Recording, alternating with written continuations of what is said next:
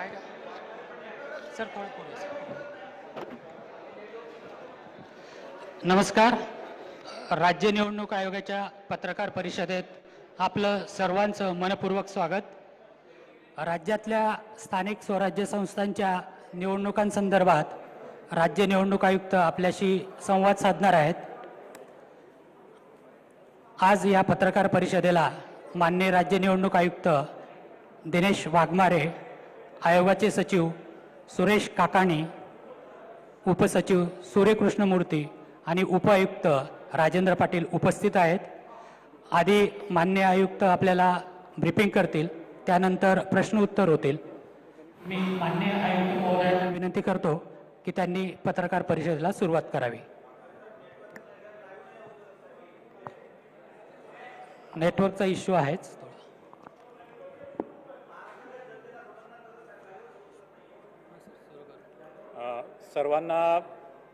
सर्वांना नमस्कार.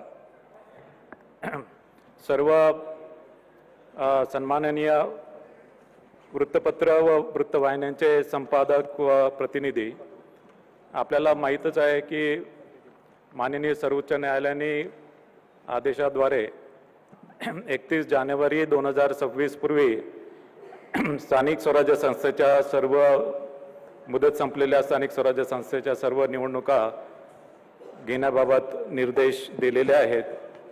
आणि या दृष्टीने स्थानिक स्वराज्य संस्थेच्या या निवडणुकीच्या दृष्टीने आपल्याशी संवाद साधावा आणि आपल्या माध्यमाने मतदार, उमेदवार, राजकीय पक्ष व इतर सर्व संबंधितांपर्यंत हा संदेश पोहोचण्यासाठी आज आम्ही राज्य निवडणूक आयोगामार्फत ही पत्रकार परिषद आयोजित केलेली आहे.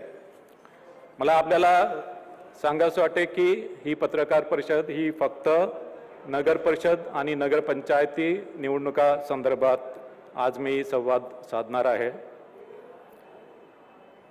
राज्यामधल्या ज्या निवडणुकीस पात्र असलेल्या 246 नगर परिषदा आणि 42 नगरपंचायतीच्या सार्वत्रिक निवडणुका राज्य निवडणूक आयोगामार्फत घेण्यात येणार आहे. आणि यामधून एकूण 6,859 सदस्य आणि 288 अध्यक्ष यांची निवड होणार आहे. 246 नगर परिषदांमध्ये 10 नवनिर्मित नगर परिषदांचा समावेश आहे आणि 236 नगर परिषदांची मुदत यापूर्वीच संपलेली आहे. राज्यामध्ये एकूण 147 नगरपंचायती आहे. त्यापैकी 42 नगरपंचायतीसाठी निवडणूक होत आहे. त्यामध्ये 15 नवनिर्मित नगरपंचायती आहे आणि 27 नगरपंचायतीची मुदत यापूर्वी संपलेली आहे आणि उर्वरित 105 नगरपंचायतीची मुदत यापूर्वी समाप्त झालेली नाही. नगर परिषदची साधारणतः सदस्य संख्या ही 20 ते 75 आहे आणि नगरपंचायतची सदस्य संख्या ही 17 आहे. नगर परिषदेची निवडणूक ही बहुसदस्यीय पद्धतीप्रमाणे आहे आणि साधारणतः एका प्रभागामध्ये सर्वसाधारणपणे 2 जागा नगर परिषदेमध्ये असतात. पण नगर परिषदच्या सदस्य संख्येचा आकडा विषम जर असेल तर नगर परिषदेमध्ये एका प्रभागामध्ये 3 जागा असतात. म्हणजे साधारणतः मतदारांना 2 ते 3 सदस्यांसाठी वोटिंग करावं लागेल. याशिवाय नगर परिषदेचा एक अध्यक्ष आहे, यासाठी सुद्धा मतदान करावं लागेल. नगरपंचायतमध्ये आपल्याला माहिती आहे की फक्त एक सदस्य असतो आणि एक अध्यक्ष, त्याच्यामुळे तिथे मतदारांना नगरपंचायतीसाठी 2 मतं द्यावे लागतील.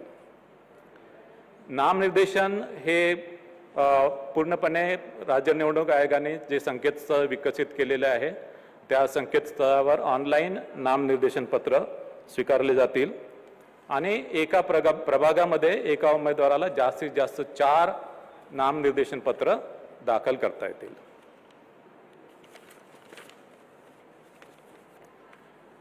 संकेतस्थळावर नामनिर्देशन पत्र दाखल केल्यानंतर त्याची प्रिंटआउट काढून ती संबंधित निवडणूक निर्णय अधिकाऱ्याकडे उमेदवारांना द्यावी लागेल. नामनिर्देशन पत्रासोबत जात वैधता प्रमाणपत्र देणे आवश्यक आहे. मात्र ज्यांनी नामनिर्देशनापूर्वी जात